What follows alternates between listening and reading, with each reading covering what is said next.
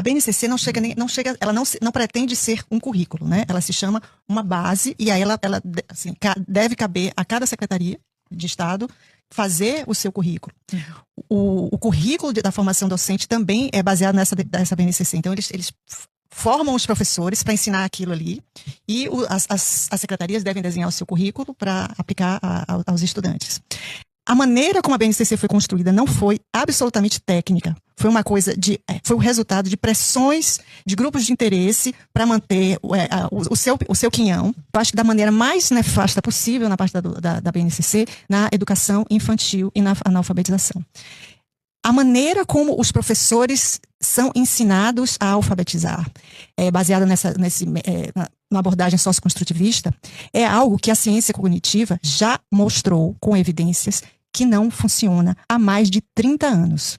O Brasil insiste em fazer isso. Então, o professor da educação infantil, da alfabetização, ele é proibido de ensinar. Ele não pode ensinar, tem que esperar. Primeiro você tem que desenvolver o pensamento crítico de uma coisa que ele não conhece.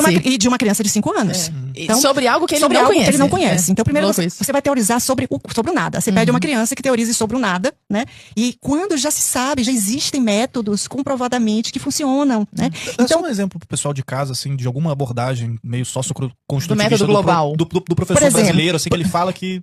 Por exemplo, eles ensinam ali, assim, tem um contexto, você tem que ter o contexto. Então, vamos estudar crianças sobre como é um bilhete, a estrutura do bilhete. Aí se fala em que momento você manda o bilhete.